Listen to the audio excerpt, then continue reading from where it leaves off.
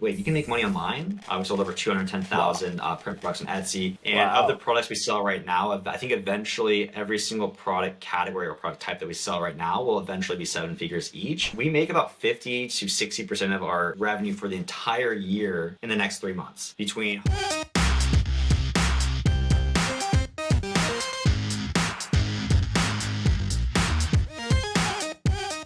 What's up, folks? Jay here again from Jay's Way, and today I have with me a very special guest. Finally got to meet him in Riga, Latvia. Go figure, right? With me today is Stephen Chin. How's it going, Stephen? It's going good. Thank you for having me. So tell us a bit about what life has been like since Printify amplified for you. Yeah, so Amplified was amazing. It was the first time for anything like that's ever been done, a print on demand conference or live event ever. So it was really cool to be a part of that, as well as it was really cool to, a lot of the people that were there, like you normally see them behind a screen, they're on YouTube, you don't know them in person, but to like actually, like shake someone's hand, like meet you in person, that was probably my most favorite part of Amplified. Coming back from Amplified, it was more just like getting over the jet lag, getting back to the normal, getting back to work. We are going into Q4 at the time of recording this, so it's more just getting all of our ducks in a row right now, going into a big Q4 season for us. 100%, man. I totally agree. It was such a humbling experience, right? To put, like you say, to shake hands and meet the people that you've kind of either been inspired by at one point or another, or followed on YouTube, that kind of thing. And I could see something like this of maybe taking place, like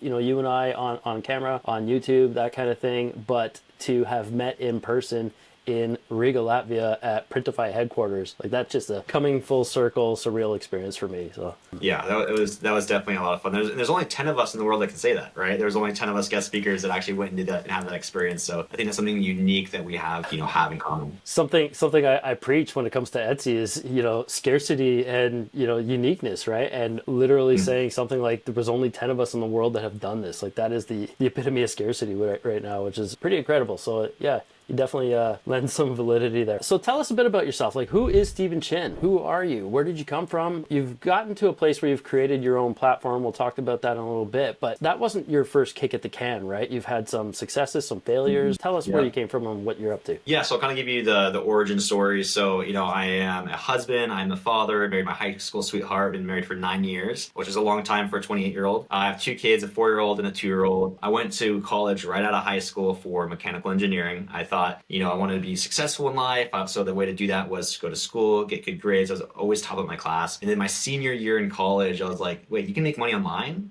There's this whole other thing I've never even known about.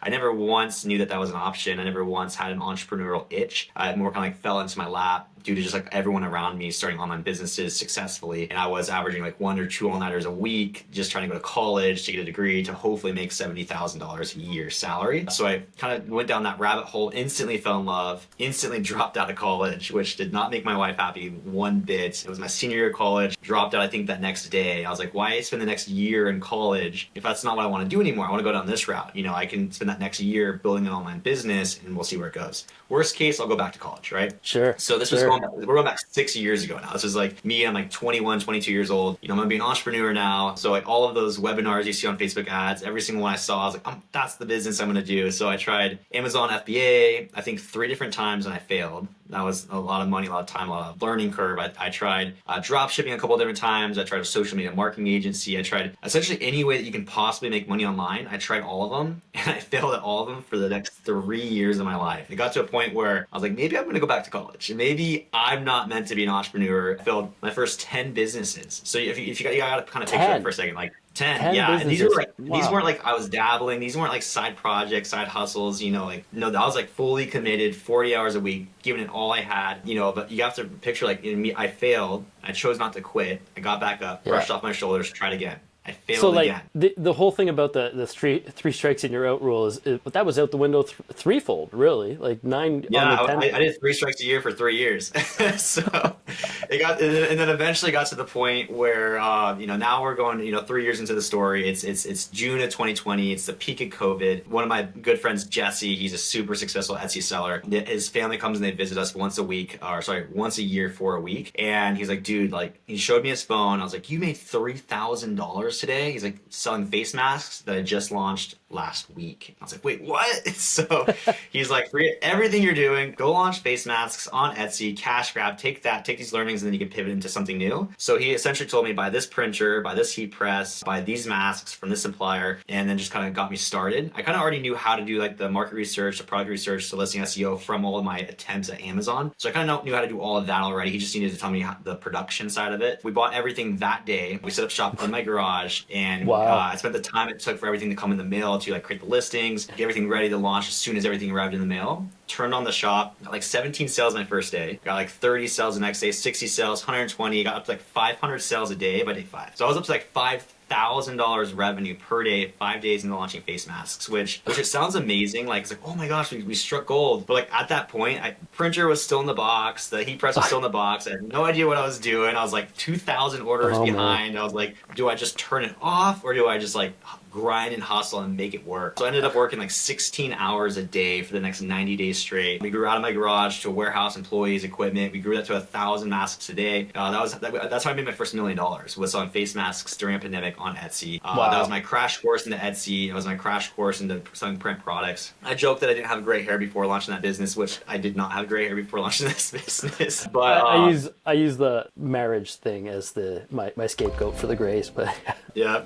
Luckily, my wife's a cosmetologist, so like whenever it gets too bad, she can always give me some touch-ups. But she likes the salt and pepper. So it got to a point where we were ramping it, everything was going amazing. We were making like $8,000 to $10,000 a day in revenue. It was amazing, but as we both know, face mask mandates ended, and literally as soon as the mandates ended, the business died. Like, it died just as fast as it ramped up. We went from 500 sales a day to 5 sales a day overnight. And at that point, we now had like this warehouse with a lease, we had all this equipment, we had all this inventory, we had all these employees, we had all of this stuff to be responsible for with no more incoming cash. But we also had, on the bright side, this newfound love for Etsy, this newfound knowledge for how to sell on Etsy, this newfound knowledge of production. So we decided to, hey, we have this cash, we have this knowledge, this skill set that we've acquired. Let's just go rebuild our print shop. Yeah, like, so you're not starting. Yeah, you're not starting from scratch at this point. You're starting from experience. You've got the you've got the know-how that you can leverage now. And like, so I got to go back to when you said you went from day 1 17 sales and then 500 sales by day 5. Having printed for myself once upon a time, I can't imagine, like, I'm getting anxiety thinking about that, right?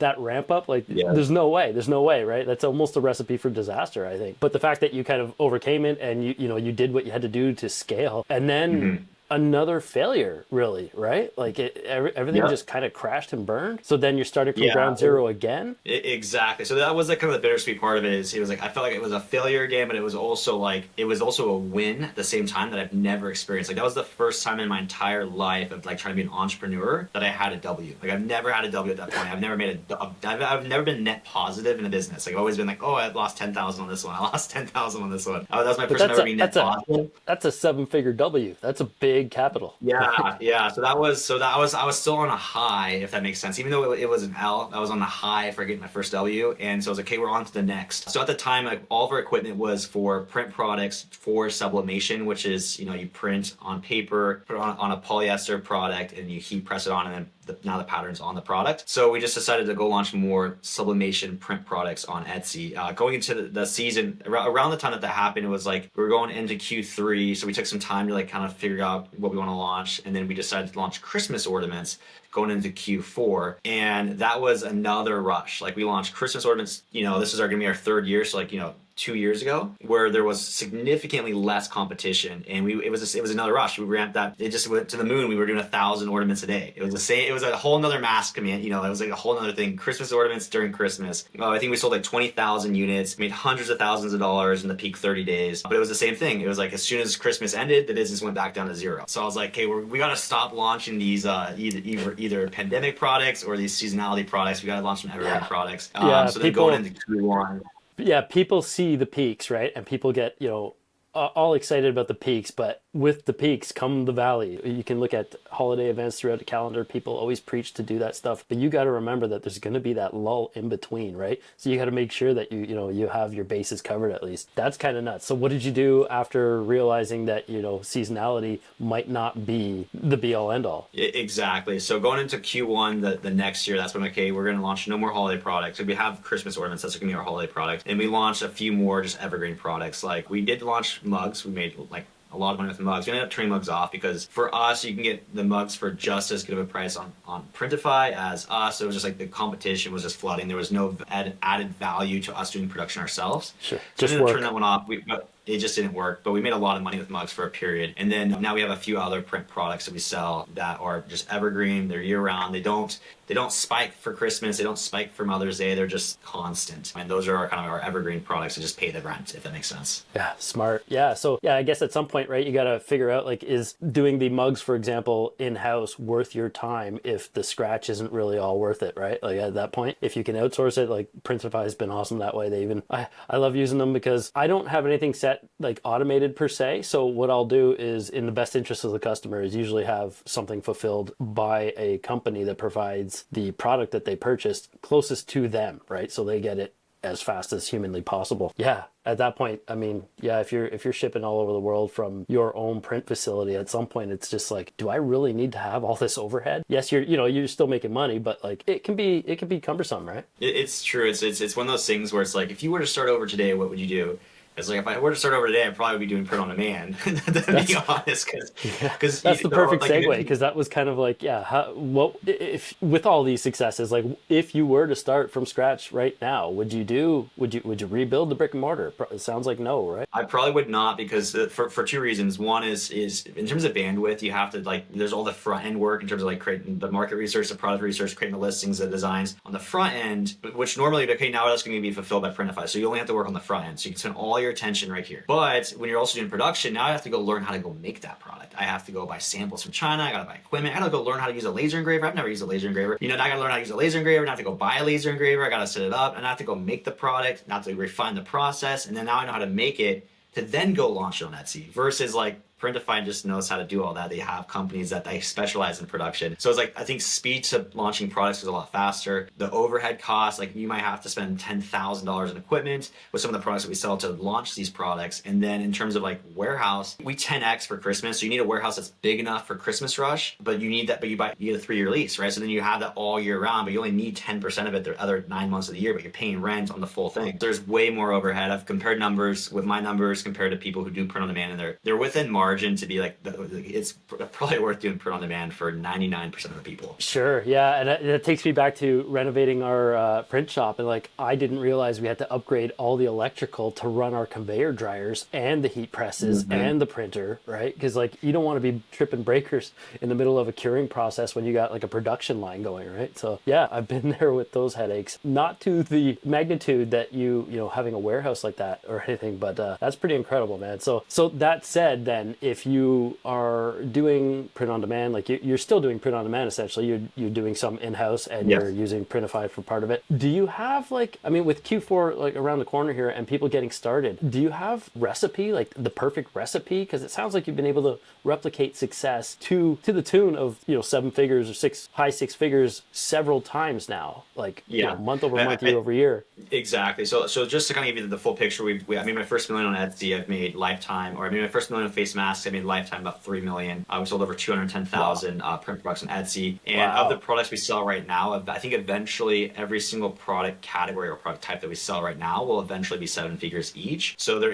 we are getting to a point where like we do have a recipe. There is repeatability. That we are having a more success rate than an L rate. We're getting way more W's now than we are getting L's, which is like so nice. I've been waiting my whole life for this. And then going into Q4, like you mentioned, is we make about 50 to 60% of our revenue for the entire year in the next 3 months. Between Halloween, Thanksgiving, and Christmas, those 3 holidays will make 50 to 60% of the money. So like we make more money in the next 3 months than we make the previous 9 months, if that makes sense. And I think it just goes into, we're going into a season of gift giving. A lot of people go to Etsy to buy someone a gift. And then so there's a lot more transactions. And if your products are more giftable, you will make significantly more money in these next few seasons. So in terms of like designs to launch, the big spike when we were selling face masks was, we were doing about 500 a day. And then we were going into Halloween. I was like, okay, I'm gonna go put like patterned bats, patterned goats, patterned, jack-o'-lanterns on a mask. And we went from 500 to 1,000 a day. And like the amount of people who wanted like these Halloween pattern products was like through the roof. And that really kind of painted the picture for us too, like the power of patterns. Because in terms of like print on demand, it's like a lot of people doing print on demand, including myself, we're not graphic designers, but like patterns actually sell just as good as like a winning design. And to buy a pattern is just like $2 and it's just repeatable on the product. So one product that I would launch today if I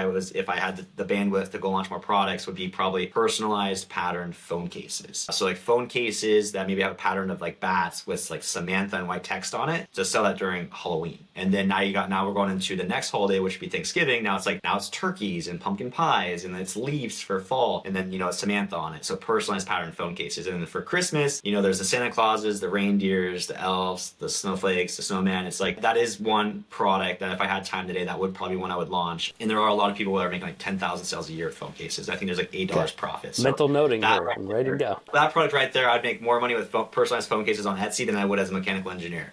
So I think that's a good one. So in terms of like Q4, kind of segueing into the next venture that we're working on right now, hellocustom, is we only do personalization. That was one thing that we saw kind of building ourselves, was when we turned off mugs, it was like, hey, it's really easy for people to like knock us off. So like, how can we raise the barrier to entry for our products? Just to be clear, you only do personalization. Everything you do right now is 100% custom? Yep, 100%. Yeah, there isn't a single product that we sell right now that does not have the ability to add either a name or a name and date or name and address, phone number, something like that. Just because it's a higher barrier to entry. A lot of people doing print on demand don't do it. So I think I gave the example I amplified. If there was like 2 mugs and one said mama on it and the other one said mama but had the children's name on it, like which one would you buy your mom for Mother's Day? 100% the one with her name. It would be the one with your name on it, right? If they were the same product, same price, same quality, and they were at the exact same time, which one would you buy your mom for a gift? It'd probably be the one that has more perceived value. Going into Q4, it's like you're buying a gift, which ones have more perceived value? It's the personalized products. And that's how we've been able to get more sales to our products than the competition. That's how during Q4, our Etsy shop is ranked like top 20 in the world out of like over 9 million other sellers. Like we're top 20. And I think that owe a lot of our success to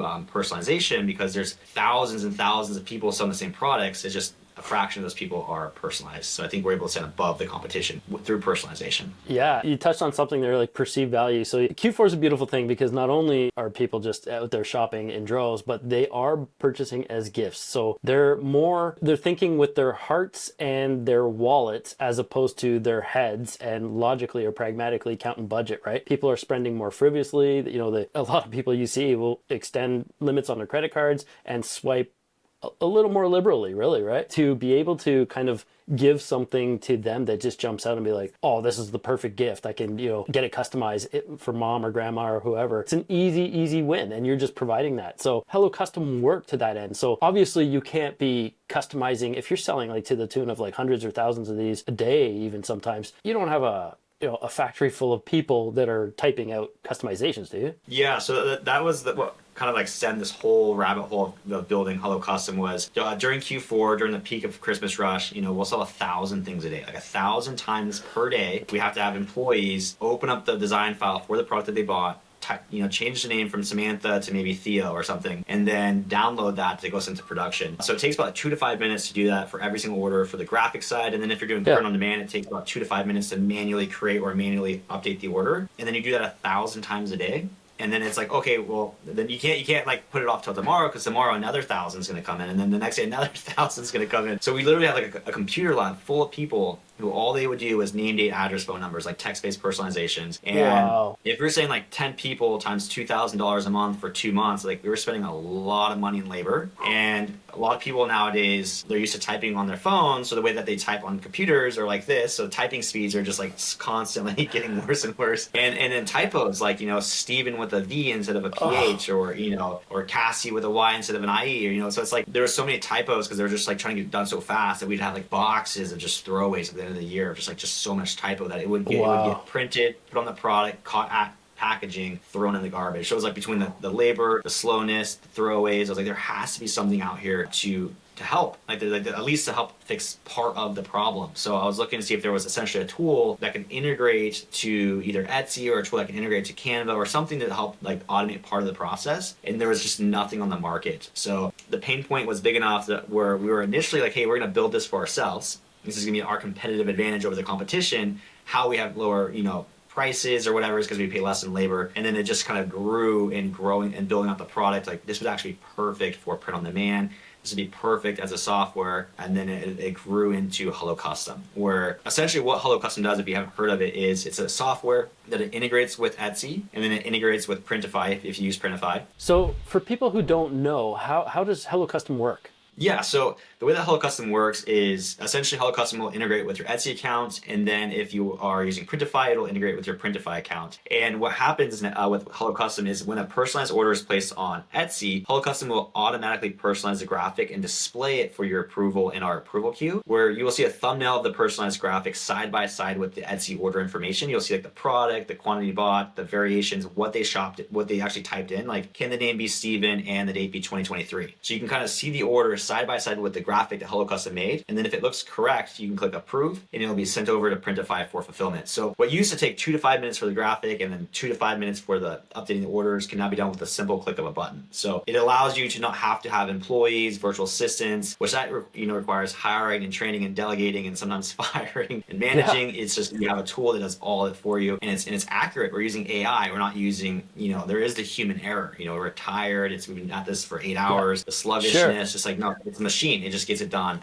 Every single time without fail. That's incredible to me. Many people do know, but for those who don't, I sell a lot of birthday stuff, and that's kind of been my bread and butter for a long time, almost the better part of a decade now. So yes. Yeah, people want customization on the birthday stuff all the time, or you got to swap out the birthday years every, to have a listing where you can just enter, what I'm hearing is I can just have like enter the birth year, and your AI in hellocustom will identify the year. And is it contextual? Like if they say, can you please make like a note left, right? Like a lot of people will say, can you please make the year 1983 for a 40th birthday for this year, for example? Does the AI pick that up contextually, or do they have to only put 1983? So that's what makes our software so cool is with the AI, is that it does entity recognition. So the reason why we have to use AI for the software is if to do personalization on Etsy, no matter what product you're personalizing or no matter what type of personalization you offer, whether it's birthdays or names or dates, is Etsy just gives you the shopper a text box with like 256 characters. They can type anything they want. Sometimes they'll just put like 1973. Sometimes they'll say, can the date be 1973? Sometimes they'll say, your shop is awesome. I love this design. Thank you so much. Oh, by the way, can the date be 1773? They can type anything they want. There's no control on the input, so we have to use AI essentially to like take what they type in, look for date, found date, extract that from everything else, and then go plug that onto the graphic. So yes, it is contextual. That's amazing. That's a game changer. That's literally a game changer, because I don't know how many, the personalization box on Etsy, if you guys aren't familiar with it, you can even set an example. So like, please enter the birth year or the year you want on the shirt, right? And then I've even gone to the point of putting an example, because I never just get the information I want. Sometimes less is more, especially as you know, in Q4 when you're trying to sift through spellings and stuff, and people buying things for gifts, oftentimes they don't even know how to spell the name properly if it's like, a unique spelling or anything like that. So, which, totally valid, right? So like to be able to just kind of have AI take that on, game changer. I don't have to sit there typing all these years. The struggle with doing something like birthdays, for example, with customizations is as we approach Q4, now you get people shopping for birthdays in January. And if I have a listing, for a January birthday, but it's 40th and now it's 1984, some people might buy it in December for a birthday in December, and now they've gotten the wrong year on the shirt. Even though it's labeled 40th, it's still technically, a 39th or whatever, because we haven't crossed that January 1 threshold yet. So to be able to offer a personalization box, I guess, and have them just dump that in, and me not having to go in and create custom artwork every time, I feel like I've been sleeping on this. So I'm definitely going to hit you up after this is done, and we're going to get some stuff done that way. So like with custom family name Christmas stuff, like there's tons out there that are saying like D'Souza, for example, D'Souza Family Christmas. So you can the last name be blah, blah, blah, and then your software will pick it up. And exactly. So we've done hundreds of thousands of personalized things on Etsy. So we kind of know a lot of the different formats because everything that we do is we only do text-based personalization in our Etsy shop. We don't do like graphics or watercolor effects or custom artwork. We just do text-based personalization, and we only do names, dates, addresses, and phone numbers. Like that's all we do. So it sounds a little limited, but like, again, like we're ranked top 20 in the world. Like, so there is value in just like those 4 types of personalizations, and mainly just names and dates. Like that's probably like 90% of the personalizations that we do. And we know all the different kind of combinations for name, for example. So you can tag a text element as name, and then it could be, the Smith family, and it would put the Smith family there. Like it's always Merry Christmas, the Smith family, 2023, or it could be like the Smiths, plural. It would know to grab the Smiths, not just Smiths. Or if it's like an engagement design, it's like, First Christmas Engaged, Stephen and Destiny. It would know to put Stephen and Destiny there. Or World's Best Grandma, and then it says love, and then like 5 grandkids names like Theo, Chloe, Jared, Josh, Samantha, it would grab all their names and plug it there as a list of names. So, Come on, that's awesome. so it's not just it doesn't just like grab name, put name. It's very dynamic based on our previous experience with the personalization. Pretty awesome. It seems like basically the success you've amassed and been able to replicate has come from consistent failures, trials and tribulations, right? You're pulling pain points out, you're getting to roadblocks, you're getting to bottlenecks, you're figuring out, this isn't the way I want to continue operating. So you chalk it up as maybe a roadblock or a mini failure, and then you're just going around and creating ways to solve problems in your own business. And now you're able to kind of, put that out there for everybody, right? That's a pretty special thing. What do you have to say to people who basically feel like giving up, like, or they hit those roadblocks? Like, you've got a resilience level that, I think most people should pay attention to, right? Like, people take for granted how easy they think based on, people on YouTube telling how easy it is to make money and stuff like that. So people going in with a set expectation that they're going to get rich in a month or whatever. What do you have to say to them, like, in terms of like if they're feeling stagnant, stuck, or 200 listings and no sales? Yeah, I think that's a great question, because I think a lot of people who do content, they try to make it more like, reachable, tangible, which almost, not intentionally, but makes it seem like easier than it is. I would say that the number one advice that I could give to anyone, no matter what they're doing in life, or no matter what business they're trying to do, I think the number one skill set that an entrepreneur can have is resistance and endurance. Again, like, it took me 3 years to get my first W. Like, I could have given up after 6 months. I could have given up after 12 months. I could have given up after, 34 months, like after, 2.5 years, but I chose to have endurance. I chose to have resilience. I chose to continue going forward, knowing that eventually I'd be successful. Like even if 99% of online businesses fail, I was like, I'm going to go launch 100 businesses, because I want that one business. Because once you have that one business, then your whole life has changed for the rest of your life. What's really cool for me is my children get to see their dad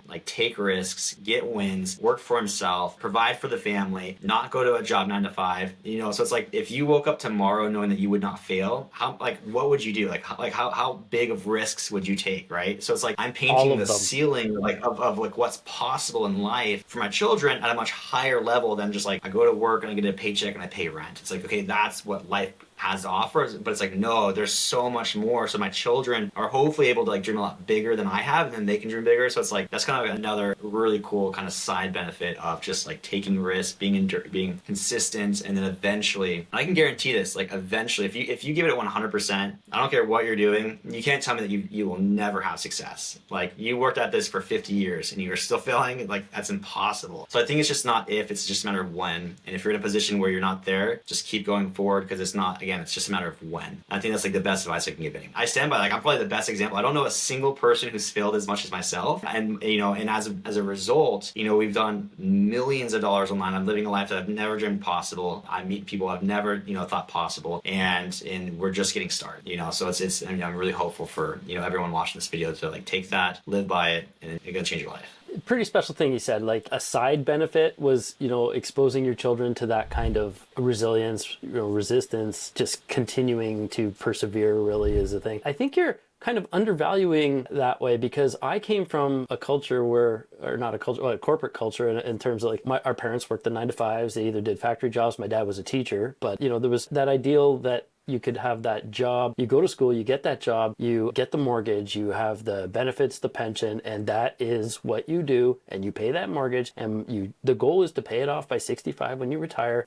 I think what you said about exposing your children to, I had to create that for myself, and I'm gonna speculate that you had to create a large part of that for yourself too, right? That shift of the mindset. So I think the fact that you are exposing your children to that, I don't undervalue that at all. You are setting your kids up for a world of success, just from the mindset standpoint, that you can literally accomplish whatever you want if you just keep at it for long enough.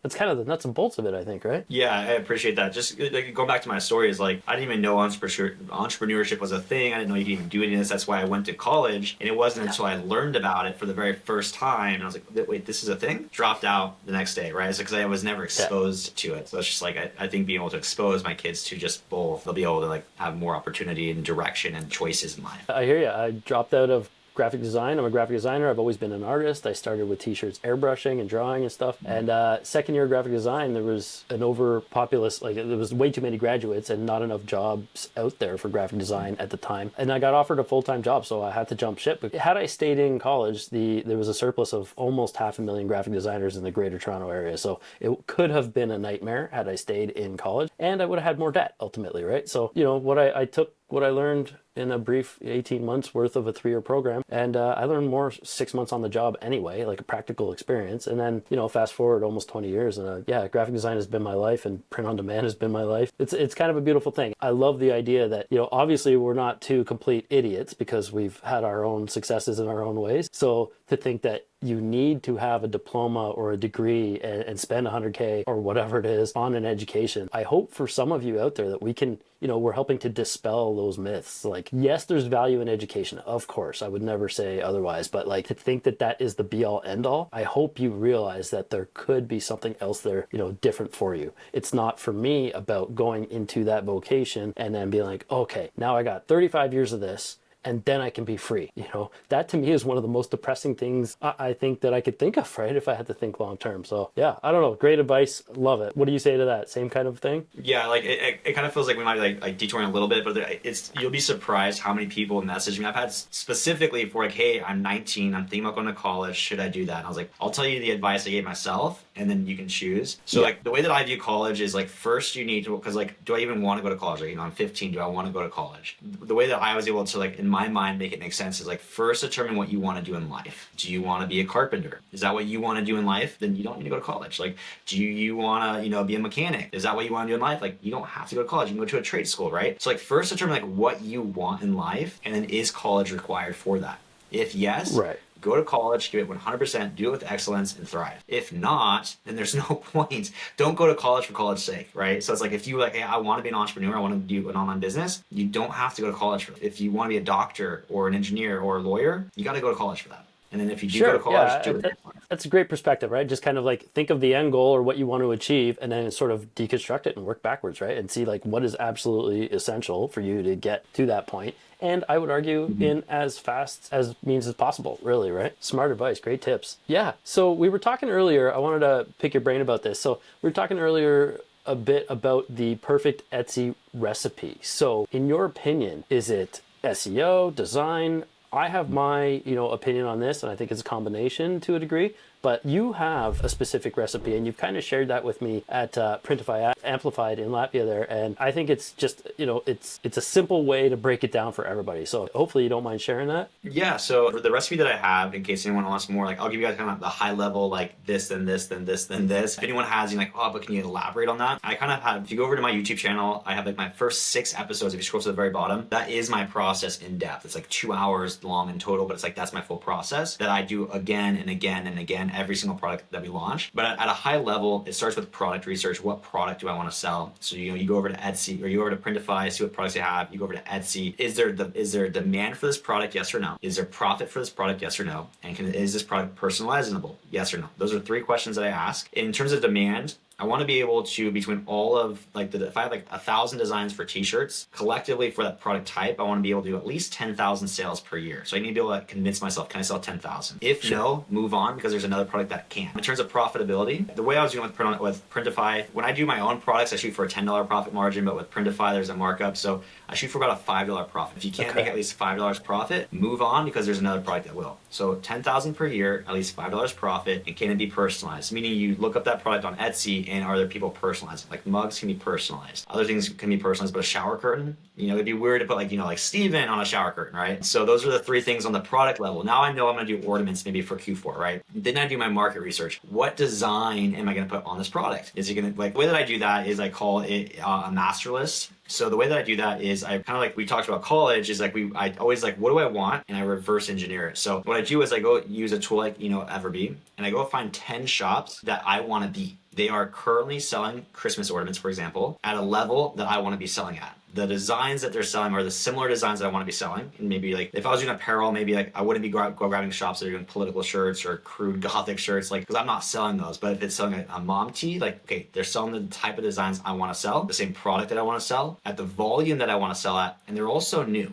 You don't want to go grab a shop that's been selling on Etsy for 15 years and they're just now doing well. You want to go grab a shop that launched 1 to 3 years ago because they were able to jump in today's competition and carve their spot into the market, right? So I find 5 to 10 shops that meet all that criteria. And then what's cool is you can use a tool like Everbee where you can click onto their shop, click on the product analytics, click on analyze all. So it's like 3 clicks of a button, and it will scrape every single product in their entire shop. And it doesn't give you the exact numbers, but it gives you predicted, and it's pretty accurate. And like thinks this product sells this much per month, this product has this much lifetime sales, this product has this many reviews, it was launched this many months ago. And then you click export. Now I have an Excel sheet of every single product that this shop sells. Now you do that 5 to 10 more times. Like your sample size is now huge, right? So I take all 10 of those Excel sheets, I copy and paste them below each other in an Excel sheet. So now it's like, now the master list is what I call is like 10,000 line items long, all in the same product category, all selling similar designs, all across 10 different shops, all who've gotten success to my level of success in the last 1 to 3 years. And I apply a filter and I say sort by bestseller.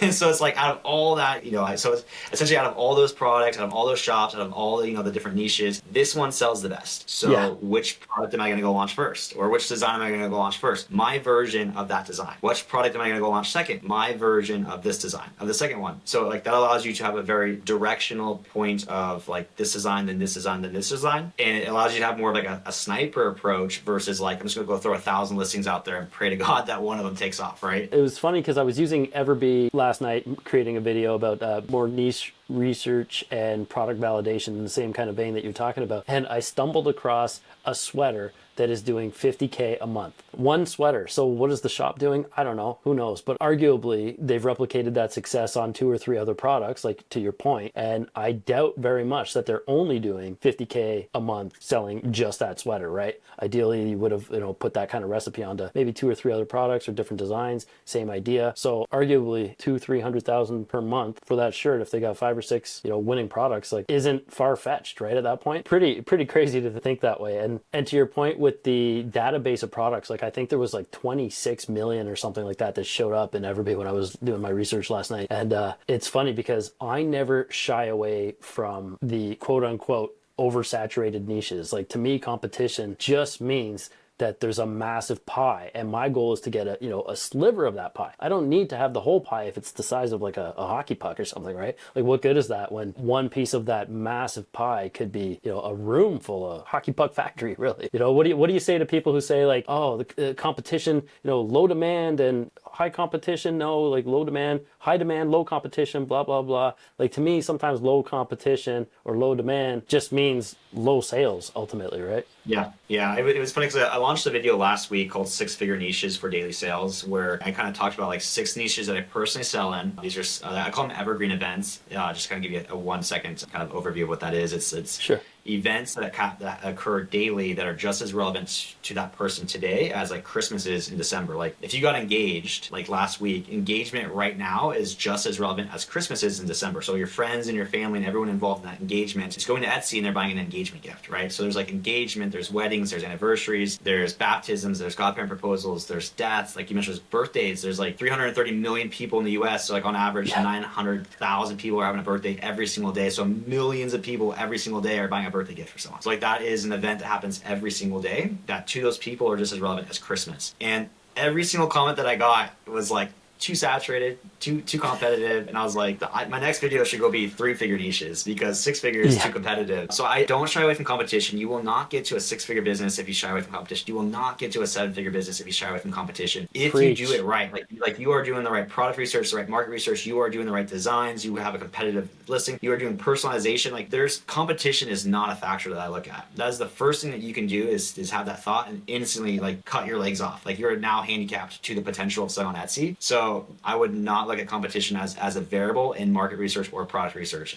100% do not recommend that. Yeah, I couldn't agree more. You preaching to the choir on that end, and I love every minute of it because people need to hear this. Because I say this all the time, but like hearing it from somebody else who's doing way better than I am on Etsy and that sort of thing. So if you're not going to take my word for it, take Stephen's, like multiple 7 figures here, right? Like I don't understand like when people are like, oh no, it's too saturated or how are they selling this for, $5 less than I am? I'd only make $1 a shirt or whatever it is. I'm like, well, that's not, how do I compete with that is what they keep saying, right? That's not who you want to compete with. You want to bring something unique at least to the game. Like, fill those gaps, find out what's missing either aesthetically or a new design or a new twist on an old design, and bring that and fill those gaps. Like, people might not even know they want it until they see yours, and then all of a sudden you're there. And now because you're unique, and to your point, adding personalization is a great way to be unique. But once they see that, then you've raised the value, the perceived value of that product, right? So not only are they going to emotionally driven, and they're going to think less about even a shipping cost that you want to add on, because once it's in their cart, they're already kind of emotionally invested, and they're not going to remove it if there's a $5 or $6 shipping fee there. So to kind of jump on to your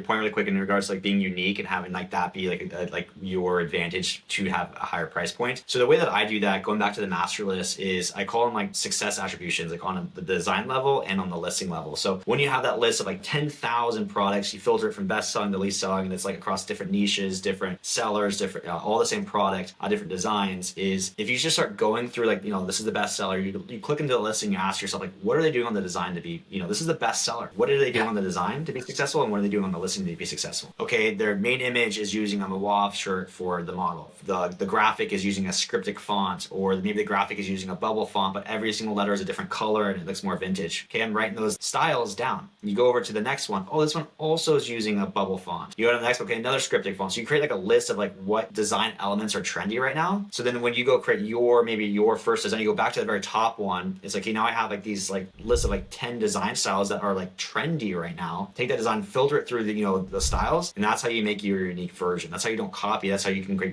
your unique design. And for the most part, be better than the competition, because you're giving the shoppers what they want, what is selling right now, what is trendy right now on that niche of that product. I think brilliant, right? Like another way too, I was talking to somebody else answering some questions about the same kind of topic. It's like, well, how do you stay ahead of like trends that are incoming? Do you look forward at all in that respect? Like I recommended to them, because their particular niche was like notorious for having, email lists and newsletters and stuff like that. And like a lot of that stuff can have like little tiny gold nuggets that you might be able to capitalize on before it becomes a trend, right? And that'll kind of set you up here when everybody else is going to be chasing you, sort of thing. So how would you go about like staying on trend or a step ahead that way? Is there anything you need to do, or is personalization all you have to do to kind of step ahead that way? Yeah, so I do my market research, right, of what does, and I launch all my designs. And to be honest, I haven't actually had to like redesign and do my designs to be more like, quote, trendy. Maybe I am staying above the competition. Like my designs might be a little bit less trendy right now, but because they're personalized, they're still like, we're selling. But research is something you should always be doing. Like trends are always changing. Design styles that are trending now are always changing. But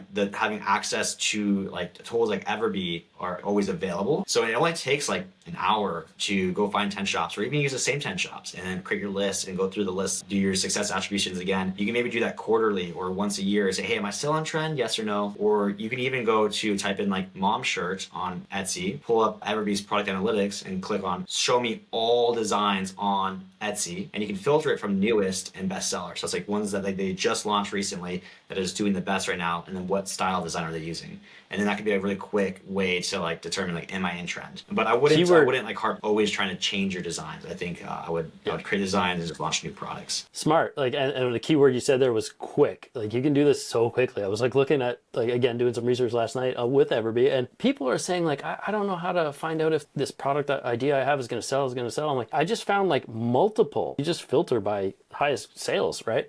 And it's like, there's a lot. Like I mentioned the one doing 50K, but there was a ton doing over 10,000 a month. Like those are still wins. And if you just pick the top 5, you're looking at potentially, or top 6. So you got the 50,000 and then another 5 that were around 10,000 each. That's $100,000 a month revenue potential, right? In one shop on, 6 products. So it's not lost on me that back in the day, like I didn't have the Facebook groups. We didn't have the YouTube channels to learn all this stuff. But if the tools are there, like I don't understand why people don't just use them. Like it takes the guesswork out. It's so easy, and they're intuitive now. They're not cumbersome. It's not like you're looking at an Excel spreadsheet all day or anything like that. They even look pretty. Yeah, I completely agree. So the easiest way that I'm able to determine whether or not I think a product can be successful, like, do you think this product's going to sell on Etsy? If it's at the product level, like I mentioned, if you can find 5 to 10 shops that are selling that product in your niches that launched in the last 1 to 3 years, they're doing at least 10,000 sales collectively in 1 year, you should be able to sell that product to and then get at least 10,000 sales if you're doing everything right. So that's like a very quick way for me to determine, like, will this product sell on Etsy, yes or no? I can determine that in 30 minutes. Like finding 5 to 10 shops like that to get at least 10,000 sales, yes or no? Is it at least $5 profit? Can I personalize it? Yes or no? If yes, I'm gonna sell it. If no, move on. So it should be you should, again, like you mentioned, like, quick to determine yes or no to a product level, and then very quick to determine on a design level. In terms of you're talking figuring that out in 30 minutes, right? So like bang for buck, that's like $1,000 a second, right? Almost, or $1,000 a minute at least. That's, yeah. it's kind of nuts, right? Yeah, I definitely don't overthink it. And then another way too is, like, in terms of like having that continued growth, that continued success, doing print on demand on Etsy, is you can either say, hey, this is gonna be a one product type shop. Like, I'm only gonna sell apparel. I'm just gonna constantly launch new shirts forever. I'm gonna eventually have 6,000 designs. The way that we've been able to have continued growth is actually just launching new products, not just always just launching new designs. So maybe you launch with apparel and then, like, you're like, hey, I'm starting to see, like, I'm hitting that growth ceiling. I'm starting to get diminishing returns on my time. Like, we were growing, and then, like, once I hit 1,000 shirts, like, now I'm at 3,000. There wasn't like that continue. Now I'm not like 3x my growth. I'm almost very similar to what I was when I was at 1,000. There was always that growth ceiling for a product type on Etsy, no matter how many designs that you have. So at that point, you want to launch another product. So I'm a big believer in not having a single niche. I'm a big believer in having multi-product shops, as long as the design on product A is similar to the design on product B, where, like, me as the shopper would like both products, would like both designs. It's not like this one's gothic and then this one's cute. It's like those are two different shoppers, right? So as long as they're the same, like, style on multiple products, they can fit into the same shop and not be, quote, crowded. And that's how you can have stackable growth. So I would recommend that as well. Yeah, multi-item orders and everything, right? Because people are going to come back for more in the same vein or same kind of niche that way. Very smart, very smart. I think we almost covered. My next question was going to be, you got any Q4 tips or advice? But, like, you've given enough tips and advice for several Q4s, but do you have any, some kind of words of wisdom for somebody starting out or getting into it right now at Q4, like 3 days away? Yeah, so it really just comes down to relevancy. So the way that Etsy works is someone goes to Etsy, they search for something, and then Etsy gives them a list of products. And so if I'm going to Etsy right now, I might be searching for, a Halloween gift or Halloween shirt. You have to have a design for that search term, right? And then so going into Q4, a lot of people are searching for Halloween stuff, then Thanksgiving stuff, and then Christmas stuff. So I've had a few people say, like, hey, are my mom shirts or my, like, birthday shirts going to sell good going into Q4? I'm like, there will always be, like, that increase in demand, but those aren't what people are buying. Those aren't what people are searching. That's not the increase in search. It's Halloween, it's Thanksgiving, it's Christmas. So, like, you need to have Halloween design products that are specific for that holiday, and then Thanksgiving stuff that's specific for that holiday, and then Christmas designs that are specific for the holiday, and not assume that your mom shirt, your mom tees, or your grandma tees are going to be what's going to, like, make the big increase in sales. So again, it's all about relevancy. Going into Q4, the relevancy of those three big holidays, so have designs for those big holidays. And makes perfect sense. I promise you, you guys are gonna come out Q1 and be like, dude, that was a rush, and you guys are gonna be hooked. So I promise you, Q4 is the best time of the year for selling print products on Etsy. What would you say to sellers out there if they wanted to have a 6-figure Q4? Yeah, so again, going back to relevancy, the products that sell really well for Christmas, I do about, like, the biggest month that I have is, like, the biggest 30 days I have in the entire year are the 30 days before Christmas. Those are, like, the late gifters. They're the ones, like, I need to get a Christmas present for my wife. Like, shipping prices could be $50. I'll still do it. So it's like, impulse buys are through the roof. The 30 days before Christmas are the biggest 30 days in the entire year. And I make more money with Christmas ornaments in those 30 days than I make with all my other products in the entire year. Like, those other products I sell for the entire year, I can take all that revenue. I'll make more money with Christmas ornaments in those 30 days before Christmas. So you're not only talking about a 6-figure Q4 here, you're talking about a 6-figure 30 days. Yeah, so we have multiple 6-figure days. If you take the 60 days before Christmas, I think last year both those days were like $170,000, $180,000 each, or months for shipping and things like that. But yeah, so my advice for anyone, if you don't sell Christmas ornaments, it's probably my most favorite product that we sell. We make the most money, the most profit with it, and we're going into Q4 right after Thanksgiving, right after Black Friday. That's when they just start to scale. So you literally have from now till Black Friday to go source a product you can get at Printify, go create your designs, doing the market research strategy I told you. My shop will probably fall into that list because we are number 2 on Etsy for Christmas ornaments, and we've launched in the last 3 years. You go create your version of the designs. Don't copy, mirror, take those success attributes to create your version of the designs, and then go launch Christmas ornaments. And again, there are some Etsy sellers on Etsy that sell 100,000 ornaments. There's another one I think last year sold 50,000, and we're talking like $5 profit each. Like that's enough to pay your rent for all of 2024. That'd be the number one piece of advice that is, I think, tangible. It's like, it's one product, you only need 100 designs, you have a month to do it, and you can make 6 figures in the next 3 months. Like, I think that is 100% doable for anyone watching this now. Well, folks, you heard it here. Steven believes that you can 100% achieve 6 figures if you apply his recipes to success. The way you've broken it down, I don't even think that you could fail if you just followed those steps. Like, it just seems so easy the way you kind of explained it. And man, a wealth of information, such an open book. Thank you so much for all of this. If you haven't already, go subscribe to Steven's YouTube channel. I'll link below in the description, and check out Hello Custom. It sounds awesome. I know I'm gonna. Thank you so much for having me. I'm an open book, guys, like Jay said. So if you have any questions after watching this, just drop them in the comments below, and I'll be active in the comments. I'll make sure to get those questions answered for you guys. Awesome. Couldn't ask for much more, man. Thank you so much. Thanks, man. Appreciate it.